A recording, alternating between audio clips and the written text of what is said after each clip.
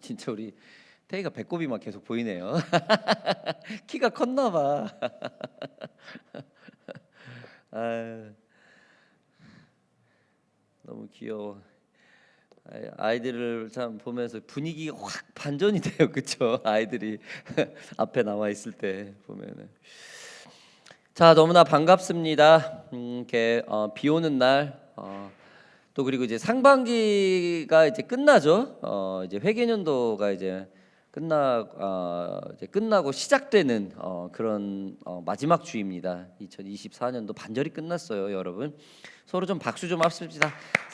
상반기 동안 너무 수고하셨습니다. 참 별일이 다 있었죠, 다들. 예, 그래도 하나님께서 우리 아까 제니퍼 사모님께서 기도해 주셨던 것처럼 진짜 불꽃 같은 눈동자로 지켜 주셔요. 우리가 이렇게 극복하지 못하고 견디지 못할 것 같아도 그 순간순간을 이렇게 견디게 해주시고 이끌어 주시고 있습니다. 참 새로운 직장을 구하고 그쵸, 새로운 환경이 열리고 그쵸, 비즈니스 하면서 새로운 다짐을 하고 올해는 이거를 끝낼 거야 막 그런 일도 있고 그쵸.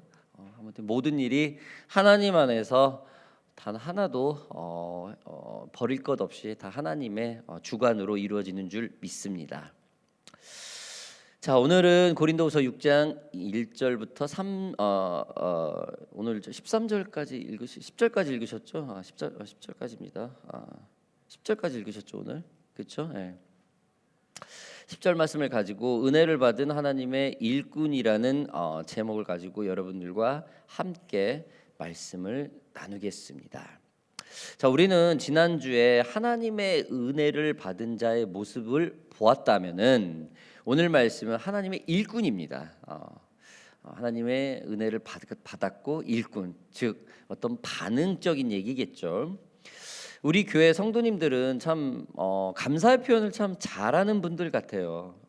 있어서 여기 계셔서 그런 소리를 하는 게 아니고 정말로 감사의 표현을 잘 하는 것 같아요. 신방을 가보아도 인사하면서 서로 감사한다는 말로 늘 따뜻하게 맞이해 주시고, 뭐 새해가 되었다고 인사를 하고 막 선물을 준비하고, 그다음에 집안에 행사가 있어서 뭐 조금만 도움을 주어도 막 그거를 막 감사 표현을 하려고 식사 대접을 하고, 막 어떻게 작은 선물이라도 막 드리려고 막 굉장히 막 준비를 하고 그러죠.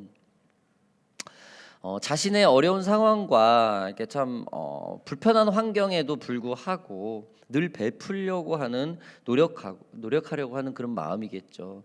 이러한 마음들이 참 강팍하지 않고 굉장히 감사하는 마음, 즉 겸손한 마음이 있기 때문에, 따뜻한 마음이 있기 때문에 이렇게 감사하는 표현이 있다고 저는 생각을 합니다. 이러한 감사는 한마디로 인사성이라고 그러죠. 이는 사랑받는 은혜를 갚을 줄 아는, 즉 범사에 감사할 줄 아는 성품이기 때문입니다. 이것은 사랑이고 신뢰이고 은혜를 경험한 사람들에게만 나올 수 있는 언행입니다. 여러분, 요즘 세상에는 감사를 모르는 사람 너무 많아요. 젊은 사람이 됐든 뭐 나이가 있는 분이 됐든 절대 감사하지 못해. 누가 이렇게 선의를 베푸고 뭐 이렇게 해도, 물론 이제 그 선의를 베푸는 사람이 뭘 받으려고 하는 것은 아니겠죠, 분명히. 그런데도 그거를 당연하다는 하는 사람들이 너무나 많아요, 요즘에는. 그러나 우리 교회 분들은 제가 지금까지 경험을 하면서 그렇죠, 굉장히 감사하고 막 갚으려고 그러고 막 되게 노력해요, 되게. 그래서 저는 되게 좋아요, 여러분들이.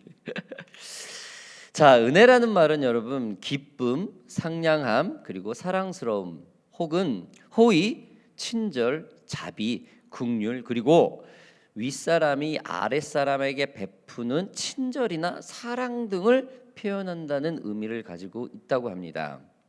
그리고 하나님의 입장으로 표현된 축복이라는 의미가 있는 그런 또 은총이라는 말이 있죠.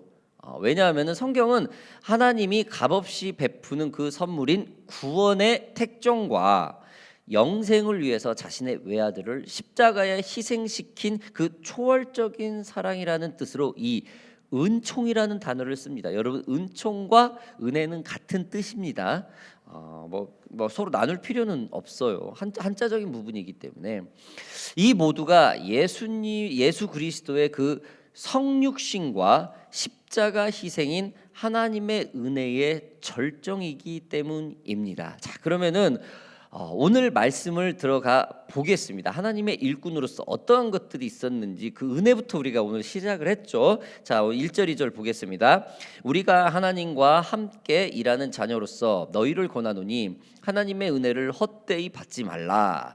이르시되 내가 은혜 베풀 때에 너에게 듣고 구원의 날에 너를 도왔다 하셨으니 보라 지금은 은혜 받을 만한 때요 보라 지금은 구원의 날이로다.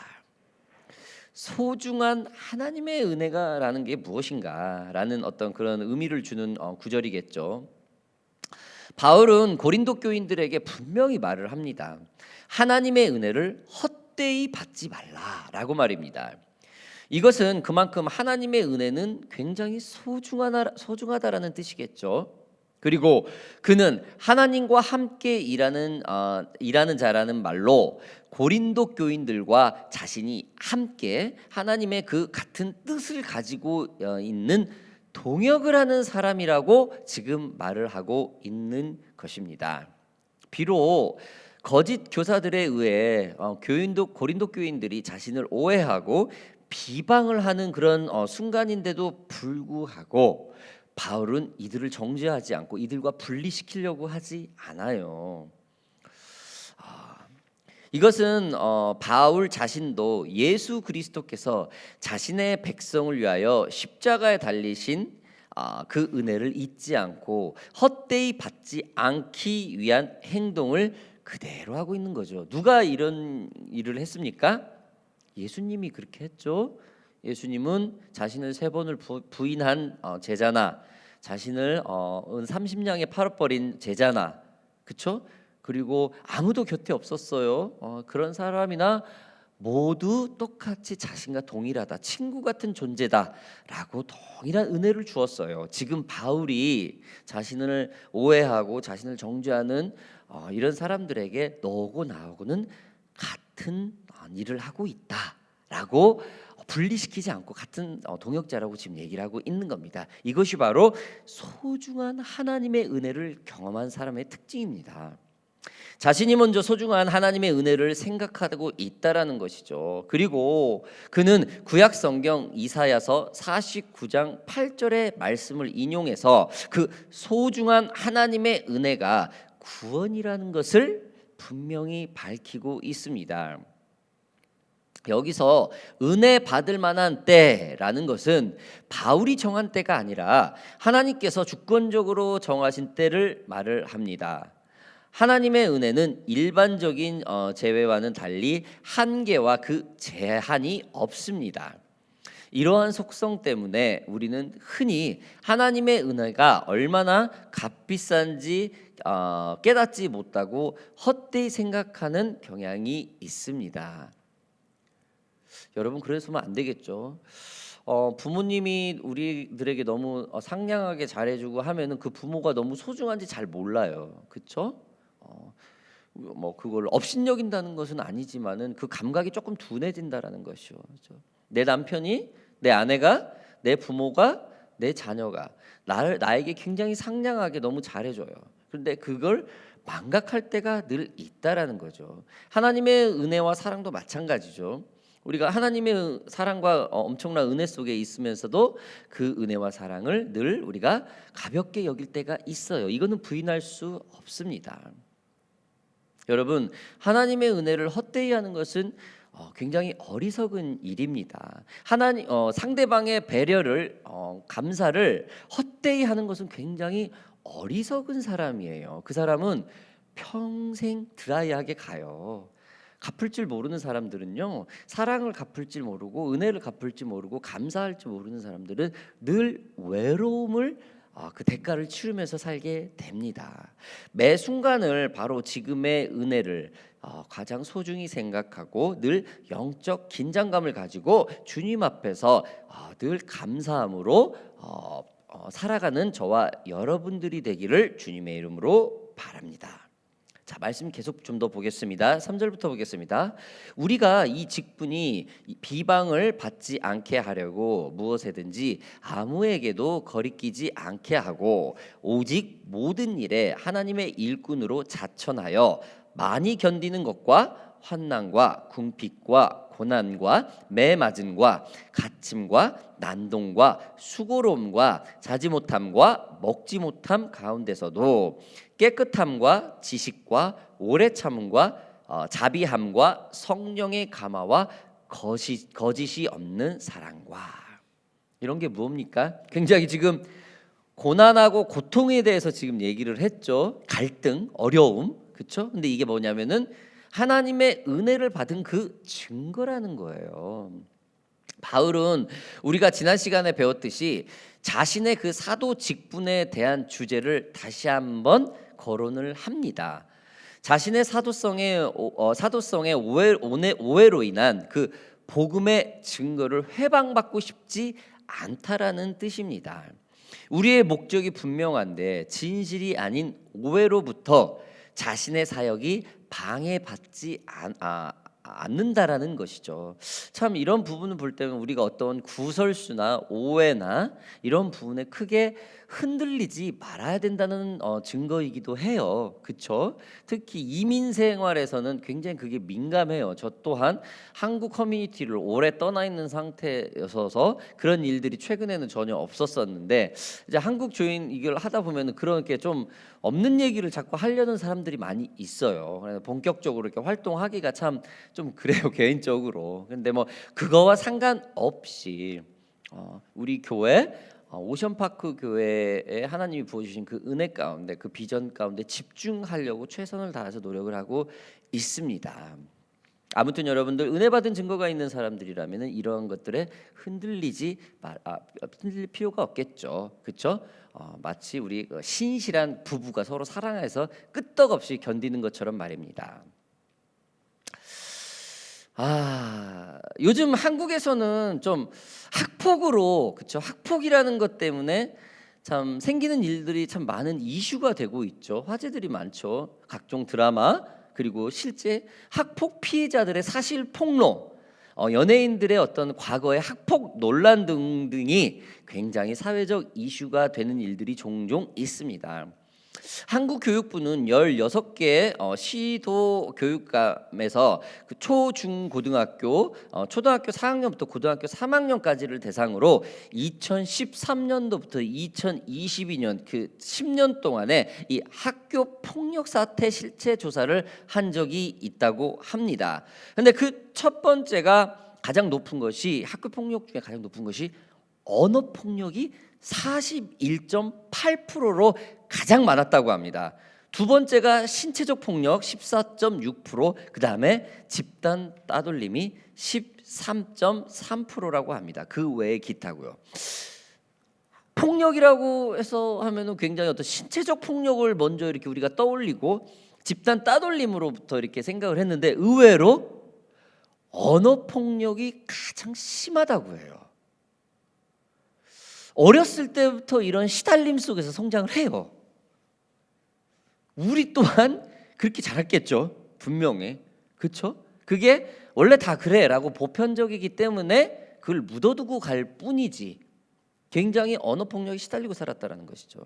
보신 바와 같이 언어 폭력이 학교 폭력에서 가장 먼저 시작이 되고 가장 심각한 사태로 조사가 되었습니다. 이만큼 한국 사회가 언어로 인한 폭력에 시달리고 있다는 증거일 것입니다. 그래서 학폭의 피해자들이 방송이나 언론을 통해 주장하는 것은 그 피의자들의 그 진심 어린 사과입니다. 이 피해자들은 언어적 폭력에 이미 많은 상처를 입은 상태여서 신체적 폭력을 당했겠죠. 이 피해자들의 그 요구의 첫 번째 사항이 뭡니까? 바로 진심 어린 사과예요. 그렇죠? 사과예요. 이 조사를 통한 한국 교육부는 학폭의 피해와 피해의 그 원인을 바로 소통과 공감 그리고 갈등 고조의 문제라고 결론을 내었다고 합니다. 즉 커뮤니케이션, 릴레이션십이라는 거예요. 이게 안 된다라는 거예요. 이것 때문에 학교 폭력이 이루어진다라고 결론을 내렸다고 합니다.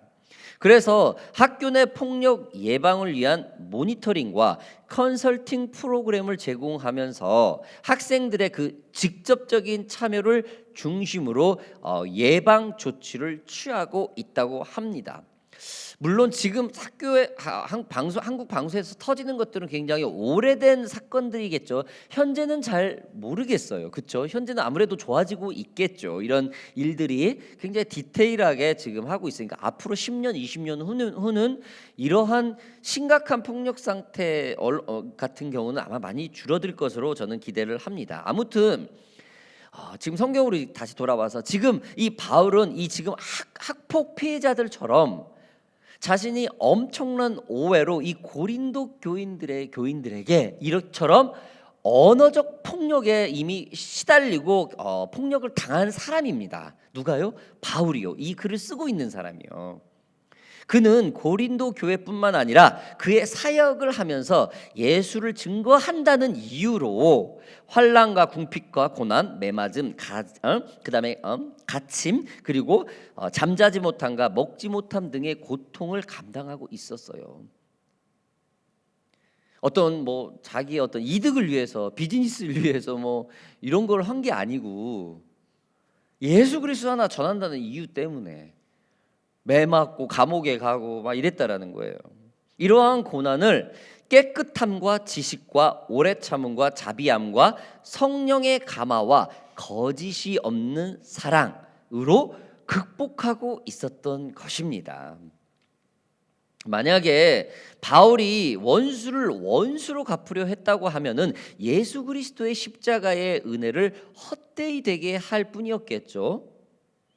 그러나 바울은 참고 견디고 비진리에 동요되지 않고 오직 그 중심을 예수 그리스도의 은혜에 집중하였다라는 것입니다. 이것이 바울이 말하는 하나님의 은혜를 받은 사람의 증거라는 거예요. 엊그제 우리 세라가 교통사고가 났죠. 이제 여담인데 접촉사고가 났어요. 그냥 가만히 있고 한번 나가려고 하는데 왜 턴 라이트를 한다 나가려고 하는데 앞에 차가 나가려다가 멈췄대요. 다른 차는 쭉 가는데. 근데 우리 같이 나가려고 하다가 이렇게 또 부딪히는 그런 경우, 그런 사고 많이 나려고 하는 있잖아 경험들이. 근데 아직 초보고 하기 때문에 그런 경험이 있나 봐요. 그래서 굉장히 놀랬고 낙심을 많이 했어요. 그리고 자기 차가 부서진 거를 보고 굉장히 두려워하고 그래서 이제 아침에 이제 그 얘기를 하면서 이제 달래면서 이런저런 얘기를 하면서 이런 얘기를 했어요. 굉장히 사람이 살다 보면은 타이트할 때가 있고 어려울 때가 온다. 막 밀려올 때가 있어요. 이렇게 안 좋은 일들이. 이번 일이 있었는데 또 이런 일이 있고 또 이런 일이 있고 이럴 때가 겹칠 때가 있어요. 그럴 때 이제 저는 이제 부모로서 얘기를 한 거니 아빠는 굉장히 노멀한 걸로 지켰다. 모든 잡음 일어나는 걸 다 끊어버리고 똑같이 하던 대로 몸이 기억하는 식으로 아침에 일어나서 늘 성경 읽고 모든 것을 다 제한을 줄이고 최대한 활동 범위를 줄였다. 기도와 말씀과 교회와 가정만 제한된 삶을 살다. 왜? 지금 뭐가 안 좋은 일이 자꾸 일어나니까 이걸 스트레스 풀린다고 세상 사람들은 나이트클럽하고 마시고 막 이래요. 그렇죠? 더 큰 일이 일어나는 것보다는 차라리 나는 좀 절제 좀 자숙한다. 좀 그런 의미에서 코멘트를 했어요. 그리고 두려워하지 말라. 보험 들었지 않냐? 이 보험이 이러려고 들은 거 아니냐? 왜 멋으로 들은 게 아니잖아. 사고 나는 것 때문에 보험 들어. 두려워하지 마라. 보험만 한 번만 되면 그냥 끝이니까 모든 거에서 안심하고 너는 집중해. 다음 주에 지금 이 큰 인터뷰가 있거든요. 지금 굉장히 큰 인터뷰가 있어가지고 일은 어떻게 갈 것이고 이제 다음 주 금요일 날 차를 맡기고 렌트카는 언제 나오고 어떻게 이제 혼자 이제 그렇게 되는 거예요. 한꺼번에 밀려오는 게 처음인가 봐. 그러니까 젊은 청년한테 이제 그런 얘기를 해주면서 바울이 예수 그리스도를 지금 믿는다면서 이처럼 그냥 깨끗함과 하나님을 증거하는 것 이걸로 버텼다라는 거예요. 감옥에 가고 잠자지 못하고 매를 맞고 오해를 받고 이렇게 했을 때도 바울은 진리 안에서 아주 단조롭게 그가 버틸 수 있는 힘은 유일하게 하나님 안에서 있었던 그거라는 겁니다. 지금 학교 폭력과 같은 이 시달림을 당한 이 바울이 견딘 비법은 바로 이거라는 거예요.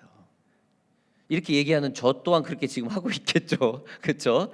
굉장히 어려운 일이 있을 때마다. 그렇죠? 지금 다다음 주가 제가 한국을 가는데 이제 어머니의 기일이 이제 다가와요. 가장 힘든 달이 저에겐 7월이에요. 자꾸 생각나요. 3년 전에 4월에 이제 한국을 한번 가고 7월에 어머니가 소천했을 때 갔으니까 이 3개월 동안 굉장히 힘들었는데 제가 그 기간을 겪고 있어요. 이 시간 가면은 하나하나 다 생각나요. 그 어머니의 숨결, 그 의식 불명인데 그 귀에다 이렇게 대고 기도해 줬던 그런 것까지 다 이 귀에 너무 생생해요. 그래서 좀 가장 힘든 시기에 있는데 이럴 때는 저 또한 세라한테 얘기했던 것처럼 그렇게 견디고 있다라는 거예요. 자숙하면서. 아무튼 여러분 이 은혜를 받은 사람이 이 하나님의 일꾼은 굉장히 어려운 일이 있고 좋지 않은 일들이 자꾸 두 번 세 번 겹쳐올 때 이런 식으로 진리 안에서 단순하게 버텼다라는 겁니다. 마지막 우리 말씀을 좀 볼까요? 7절부터 보겠습니다. 진리의 말씀과 하나님의 능력으로 의의 무기를 좌우에 가지고 영광과 욕됨으로 그러했으며 악한 이름과 아름다운 이름으로 그러했느니라. 우리는 속이는 자 같으나 참되고 무명한 자 같으나 유명한 자요, 죽은 자 같으나 보라 우리가 살아있고 징계를 받은 자 같으나 죽임을 당하지 아니하고, 근심하는 자 같으나 항상 기뻐하고, 가난한 자 같으나 많은 사람을 부요하게 하고, 아무것도 없는 자 같으나 모든 것을 가진 자로다. 아멘. 할렐루야. 뭡니까? 은혜를 받은 자의 삶이라는 거죠, 지금. 그렇죠? 은혜 받은 자의 삶은 이렇다라는 겁니다. 바울이 하나님의 은혜를 받은 일꾼으로 버틸 수 있었던 것은 진리의 말씀과 하나님의 의, 즉 공의를 가지고 악한 것과 타협하지 않았다라는 거예요. 십자가의 은혜가 너무 커서 자신이 그 은혜에 보답하는 일과 세상과 타협하지 않고 오직 하나님의 말씀으로 진리에 서 있었기 때문입니다. 여러분, 이러한 은혜를 받은 자들이 저와 여러분들 아니겠습니까? 그래서 하나님의 뜻만을 쫓다 보니 무명한 자 같으나 유명한 자이고, 죽은 자 같으나 살아있고, 징계받은 자 같으나 죽임당하지 않고, 근심하는 자 같으나 항상 기뻐하는 모습이 우리들의 모습이 된 것입니다. 여러분, 하나님의 은혜를 받은 자의 그 참모습에 대해서는 참 다양한 모습들이 있죠. 그 중에 한 두 가지만 보고 오늘 말씀을 좀 마치겠습니다. 하나님의 은혜를 받은 자의 그 참모습, 그 첫 번째는 하나님의 인도하심을 의지한다라는 겁니다. 우리의 기억이나 과거의 경험을 의지하지 않고 오직 성령을 인정하고 의지하는 가운데 성경 말씀을 늘 기억해야 합니다. 우리의 기억이나 경험 등은 그저 참고 사항이 될 것이고, 경험이라는 것은 여러분 굉장히 매우 중요하죠. 그러나 이것이 나의 미래의 결정 그리고 판단력이 하게 되는 그 좋은 재료가 되지 결정적이지는 아니라는 거예요. 우리의 삶, 우리의 가정, 우리의 자녀, 우리의 직장 등 우리의 경험과 능력으로 할 수 있는 것은 한계가 있습니다. 하나님의 인도와 간섭이 있어야 우리의 삶과 인생이 풀리는 것이죠. 좋은 직장을 갖거나 사업을 번창하거나 좋은 자녀를 양육하거나 좋은 남편이나 아내를 맞이하는 등의 것은 인간의 판단과 경험, 능력으로는 이게 다 알 수가 없어요. 그저 하나님의 인도함이 있어야 이게 가능합니다. 하나님의 인도하심을 알고 의지하려면 여러분 어떻게 해야 됩니까? 하나님에 대해서 알아야 돼요. 성경 말씀을 통해서 배워야 됩니다. 읽어야 합니다.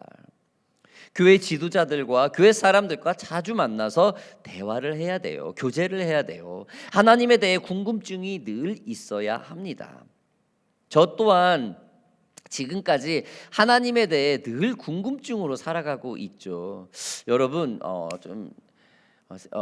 선교학 중에 선교 얘기 갑자기 생각이 나서 그러는데, 선교사님들이 세상에서 가장 복음을 전하는 어려운 나라가 어디냐라고 하는데 그 1위가 어딘 줄 아십니까?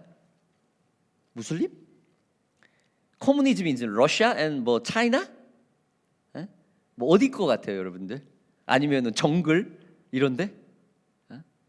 저 강성 무슬림이죠. 순위 같은 시아파 같은 강성 무슬림들 있잖아요. 사우디아라비아 같은 뭐 터키나 이런 데 순위니까 여기는 좀 날라리잖아, 나일론이잖아요. 근데 여기는 뭐 그냥 다 이게 좋은데 시아는 굉장히 어렵죠. 근데 선교사님들이 조사에서 나왔는데 1위가 복음을 전하기가 가장 어려운 나라의 1위가 어디냐면은 인도래요. 인도는 뭐든지 신이래요.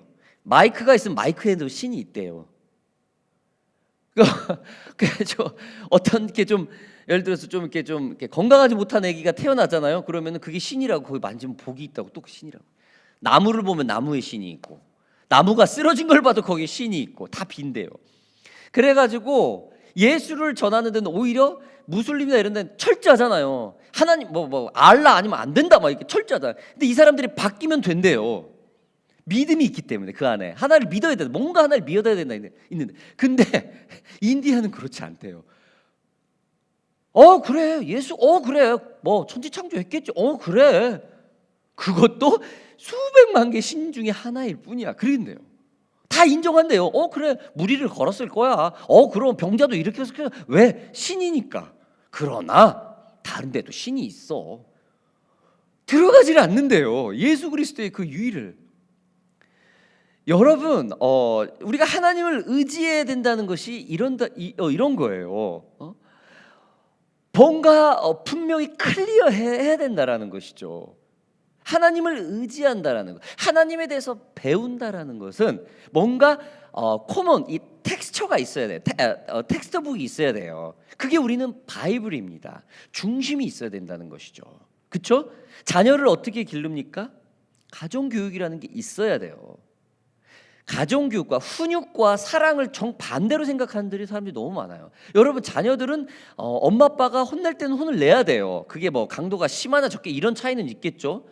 그렇죠? 근데 이래도 오케이 이러면 아이가 건강하게 자랄 수가 없어요. 중심이 있어야 된다라는 것이죠. 그렇죠? 그게 우리 크리스천에도 그 중심이 이 바이블이라는 거예요. 여러분 이 성경을 늘 읽으시면서 의지해야 됩니다. 그래야 은혜를 받은 자의 삶이 지금 바울처럼 그 진리 안에서 나오게 된다라는 것입니다.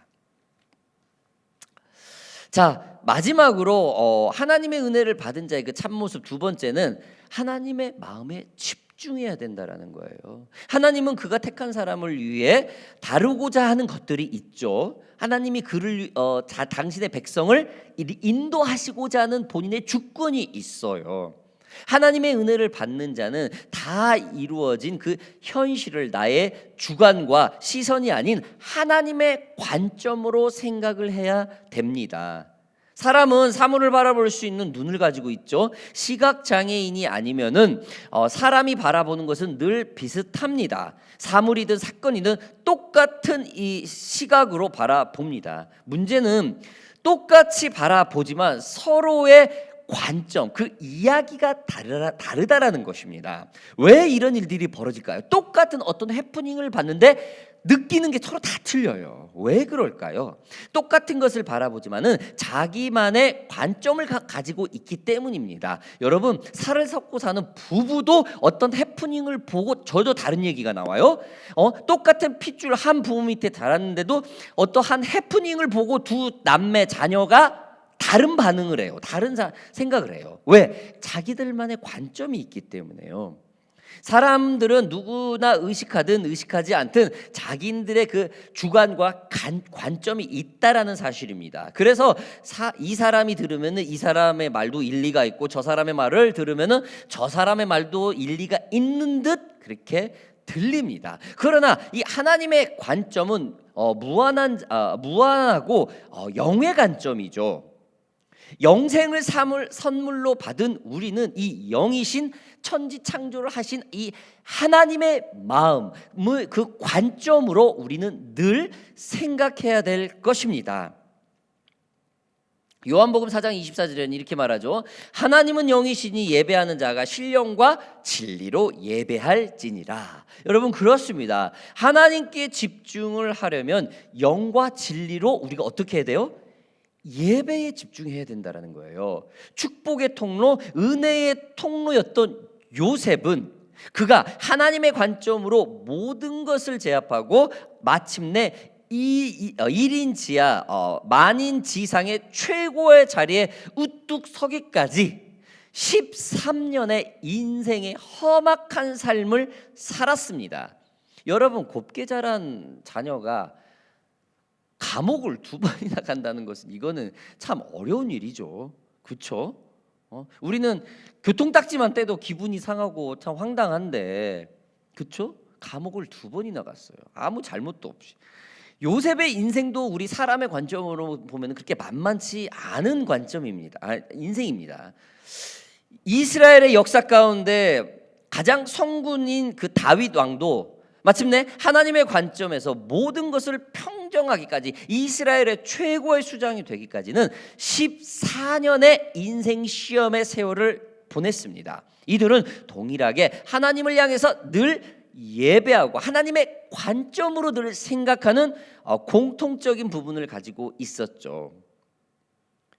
이들은 자신의 시간을 따로 정해서 그 시간에 늘 하나님의 마음을 구하고 하나님의 관점과 늘 연합하여 삶에 적용하고 살았었죠.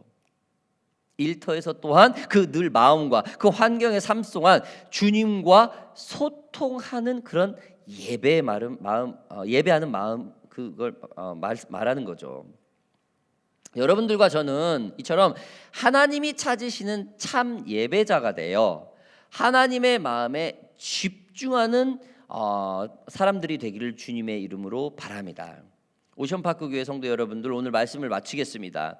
오늘 우리는 은혜를 받은 하나님의 일꾼이라는 제목을 가지고 바울의 진정한 일꾼의 모습을 우리가 보았습니다. 저와 여러분들 모두 소중한 하나님의 은혜를 받은 사람으로서 그 은혜를 헛되이 하지 않기를 주님의 이름으로 바랍니다. 세상은 어쩌면 학폭과 같은 언어적인 폭력 속에 산다고 해도 과언이 아닐 것입니다. 주차를 좀 빼달라고 해도 폭력적인 언어가 오고 가고, 자신의 직장에 인정받아 승진을 해도 질투 어린 모함과 말도 안 되는 그런 구설수를 하고 있고, 이처럼 우리는 학폭과 같은 세상에 늘 노출되어 살고 있습니다. 그러나 바울처럼 우리의 삶을 하나님의 마음을 품고 견디고 참아내면서 주님의 은혜를 헛되이지 않게 하는 그 은혜를 받은 하나님의 일꾼이 되는 저와 여러분들이 되기를 주님의 이름으로 바랍니다. 우리 함께 기도하겠습니다. 살아계신